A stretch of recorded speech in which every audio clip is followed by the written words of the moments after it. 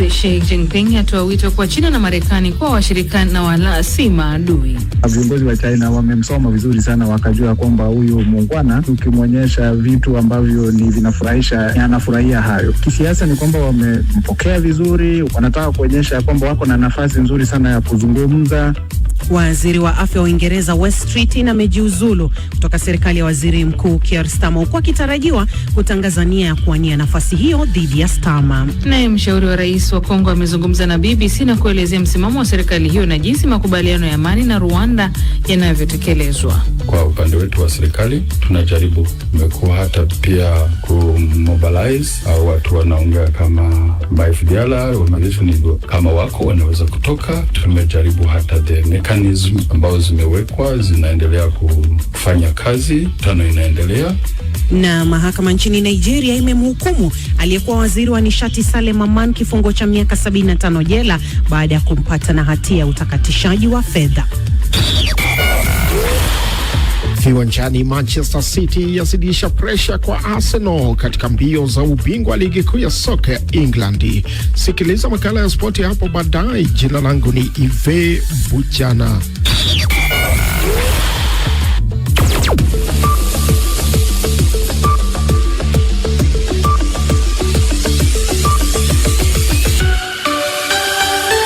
Lakini kwanza ni taarifa ya habari za dunia na Karurobi.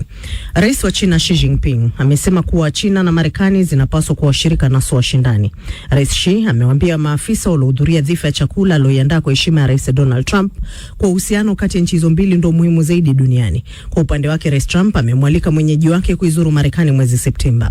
Viongozi hao wawili wamefanya mazungumzo yaliyodumu saa 2, mazungumzo ambayo ikulu ya White House imeyataja kuwa ya tija na yalonuia kuimarisha mahusiano ya kiuchumi kati ya nchi hizo mbili.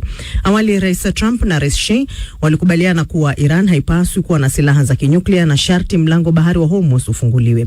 Hata hivyo hakujatolewa taarifa kuhusu swala la Taiwan ambalo ni mojawapo ya masuala tete kwa China. Rais Trump amemtaja mwenyeji wake kuwa kiongozi mzuri. You and I have known each other now for a long time. In fact, mimi na wewe tunafahamiana sasa kwa muda mrefu. Kwa kweli huu ni uhusiano mrefu zaidi wa nchi zetu mbili ambao rais yeyote kati ya nchi hizi amewahi kuwa nao. Hilo kwangu ni heshima. Tumekuwa na uhusiano mzuri sana. Tumekuwa tukielewana. Wakati kulikuwa na matatizo tuliyatatua. Ningekupigia simu na wewe pia ungenipigia simu. Na kila tulipokuwa na tatizo watu hawajui, lakini kila tulipokuwa nalo tatizo tulilitatua tena kwa haraka sana. Na tutakuwa na wakati mzuri sana pamoja katika siku zijazo. Na heshima kwa China kwa kazi uliyofanya.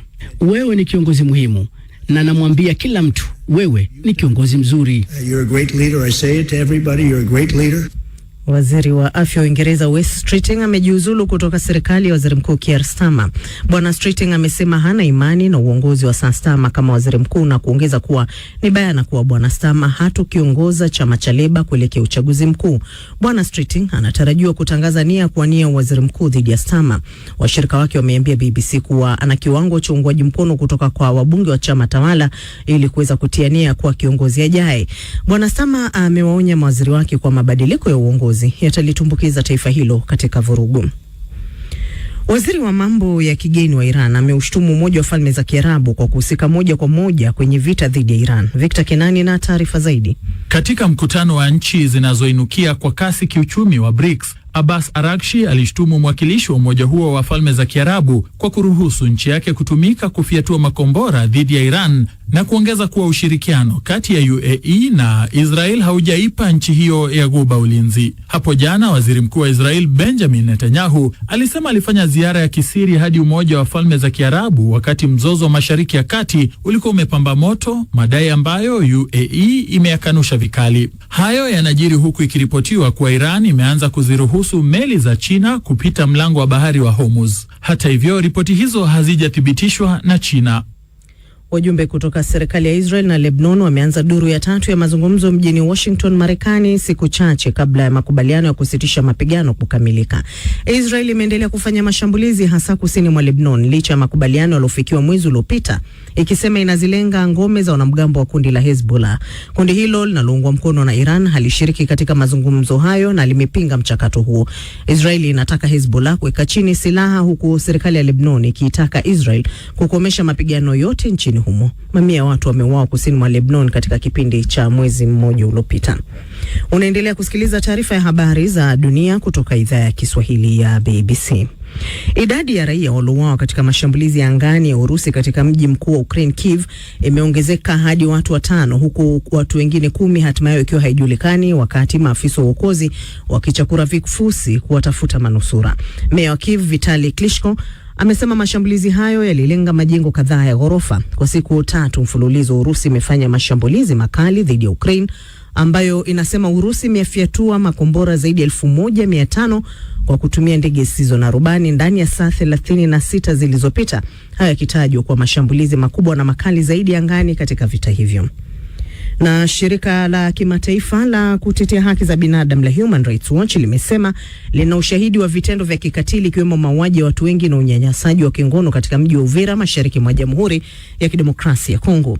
Shirika hilo limesema raia wengi waliuawa wakati waasi wanaoungwa mkono na Rwanda wa M23 walipochukua udhibiti wa mji huo mwezi Disemba mwaka jana. Uchunguzi huo wa Human Rights Watch umejumuisha ushahidi wa manusura ambao waliwaeleza wachunguzi kuwa madhila hayo yalifanywa na wanajeshi walikuwa wamevalia magwanda ya kijeshi ya Rwanda. Rwanda imekuwa ikikanusha mara kwa mara kwa majeshi yake yako DRC au kuliunga mkono kundi la M23. Hii ni BBC. Ni Caro Robi huyo amekusomea taarifa ya habari za ulimwengu. Unasikiliza matangazo ya jioni, msikilizaji, ya Dira ya Dunia kutoka hapa idhaa ya Kiswahili ya BBC, ikikutangazia kupitia redio wa shirika mbalimbali. Kama uko nchini Tanzania, unaweza kutusikiliza kupitia Radio Free Africa, lakini pia Radio 1 Dar es Salaam, Zenj FM visiwani Zanzibar, kadhalika Radio Kwizera Ngara na CGFM kule Tabora. Kule Kenya, Most FM, Mwenedu FM, Count FM na Nyota FM. Uganda, Radio Kitara, Radio Lira, Radio Paidha, Voice of Karamoja, kadhalika na Voice of Muhabura. Jamhuri ya Kidemokrasia ya Kongo, Radio Muungano Beni pamoja na Lizadal Radio. Matangazo ya pia, msikilizaji, ukujia kwenye tovuti yetu ya BBC News Swahili, ukurasa wetu wa Facebook. Matangazo ya pia yanakujia moja kwa moja, na nikuambie tuko sasa rasmi kupitia pia tovuti yetu ya YouTube ambayo ni BBC News Swahili. Kwa mara nyingine karibu. Mimi ni Skola Kisanga nikiwa hapa Dar es Salaam.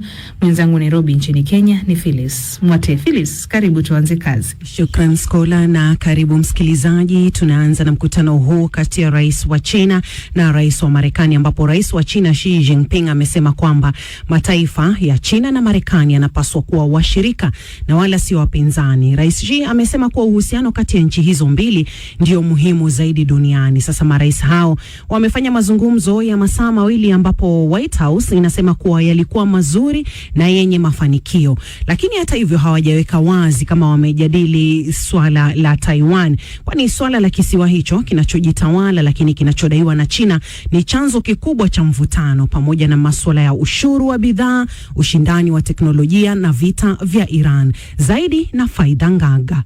Katika mazungumzo ya ngazi ya juu yaliyofanyika mjini Beijing kati ya rais wa Marekani Donald Trump na rais wa China Xi Jinping, kwa pamoja wameelezea matumaini ya kuimarisha ushirikiano wa kimkakati kati ya mataifa yao kwa ajili ya mustakabali wenye mafanikio ya pamoja. Mazungumzo hayo yaliyodumu kwa takriban saa 2 zaidi ya ilivyotarajiwa yalijikita katika masuala ya biashara pamoja na hali ya usalama wa kimataifa, hususan vita vinavyoendelea nchini Iran. Katika kikao hicho, rais Xi alisisitiza umuhimu wa Marekani na China kushirikiana kama washirika badala ya kuwa mahasimu, huku akionya kuhusu uwezekano wa kuongezeka kwa mvutano unaohusiana na swala la Taiwan. Serikali ya Beijing imeendelea kupinga mauzo ya silaha kutoka Marekani kwenda katika kisiwa hicho kinachojitawala ambacho China inakitambua kuwa sehemu ya mamlaka yake. Aidha, rais Xi alitoa kauli za kirafiki zilizoashiria dhamira ya kuendeleza na kuimarisha uhusiano wa kidiplomasia kati ya mataifa hayo mawili yenye ushawishi mkubwa duniani. Siku zote naamini kwamba nchi zetu mbili zina maslahi ya pamoja mengi zaidi kuliko tofauti zilizopo kati yetu. Mafanikio ya upande mmoja ni fursa kwa upande mwingine, na uhusiano thabiti wa pande mbili ni wenye manufaa kwa dunia nzima. China na Marekani zote mbili zinafaidika kutokana na ushirikiano, na sote tutapata hasara kutokana na makabiliano. Rais wa Marekani Donald Trump ameambatana na ujumbe unaojumuisha maafisa waandamizi wa utawala wake pamoja na viongozi mashuhuri wa sekta sekta ya teknolojia akiwemo Elon Musk na Jensen Huang wa kampuni ya Nvidia katika ziara yake muhimu nchini China. Mkutano huo uliokuwa ukisubiriwa kwa muda mrefu umefanyika katika mji mkuu wa China, Beijing, ambapo Rais Trump alipokelewa kwa heshima kubwa ikiwemo mizinga ya salamu na gwaride la kijeshi nje ya ukumbi wa Great Hall of the People, jumba rasmi linalotumika kwa mapokezi ya viongozi wa dunia na shughuli za kitaifa za China. Mapokezi hayo yalitangulia mazungumzo rasmi kati ya Rais Trump na mwenyeji wake Rais Xi Jinping yaliyolenga kuimarisha ushirikiano wa kiuchumi pamoja na masuala ya usalama wa kimataifa. Katika hali iliyowashangaza baadhi ya wakosoaji wake, Rais Trump alimpongeza Rais Xi Jinping hadharani, akieleza umuhimu wa ushirikiano kati ya mataifa hayo mawili yenye nguvu kubwa duniani. You're a great leader. I say it to everybody, you're a great leader. Wewe ni kiongozi mashuhuri sana. Hili huwa nalitamka kwa kila mtu. Wewe ni kiongozi wa kipekee. Wapo ambao hawafurahishwi ninaposema hivyo, lakini bado nasema kwa sababu ndio ukweli wenyewe. Mimi huwa nasema yaliyo kweli pekee. Ni heshima kubwa kuwa pamoja nawe. Ni heshima pia kuwa rafiki yako. Na uhusiano kati ya China na Marekani utazidi kuwa bora kuliko awali. Ever before. Kwa mujibu wa taarifa ya Ikulu ya Marekani, viongozi hao wawili walifanya mazungumzo na kukubaliana kuwa Iran haipaswi kamwe kumiliki silaha za nyuklia, huku wakisisitiza kuwa mlango wa bahari wa Hormuz unapaswa kuendelea kuwa wazi kutokana na umuhimu wake katika usafirishaji wa mafuta duniani. Aidha, Rais Trump ameihimiza China, ambayo ni mnunuzi mkuu wa mafuta ya Iran, kutumia ushawishi wake kuishinikiza Tehran kufungua tena njia hiyo muhimu ya biashara ya kimataifa. Ziara hiyo inaonekana kuwa na matarajio makubwa kwa Rais Trump, hasa ukizingatia kuwa hii si mara yake ya kwanza kutembelea China tangu alipoingia madarakani. Ziara yake ya kwanza ilikuwa mwaka 2017. Safari hii ameikuta China ikiwa na nguvu na ushawishi mkubwa zaidi katika siasa na uchumi wa dunia. Hata hivyo, wakati viongozi hao wakizungumzia urafiki na ushirikiano kati ya Marekani na China, upande mwingine mvutano baina ya mataifa hayo umeendelea kujitokeza. Hii ni baada ya mwanaume mmoja mwenye asili ya China, Lu Jianwang, kupatikana na hatia nchini Marekani kwa kosa la kuendesha kituo cha siri cha ujasusi wa China katika eneo la Manhattan mjini New York. Waendesha mashtaka wa Marekani wanasema kuwa mwaka 2022 Lu alianzisha kituo hicho kilichodaiwa kufanya kazi kama kituo cha siri cha polisi wa China nchini Marekani, huku akituhumiwa kusaidia kuwasaka wanaharakati waliokuwa wanaishi nchini humo. Lu Jianwang anakabiliwa na adhabu ya hadi miaka 30 gerezani. Hata hivyo, mawakili wake wamekanusha madai hayo, wakisema eneo hilo lilikuwa kituo cha kijamii kwa raia wa asili ya Kichina wanaoishi Marekani, kilichokuwa kikitoa huduma mbalimbali ikiwemo uhuishaji wa leseni za udereva pamoja na shughuli za burudani. Kwa upande wake, serikali ya Beijing imezitaja tuhuma hizo kuwa ni za uzushi na zisizo na msingi wa ukweli. Naam, asante Faida.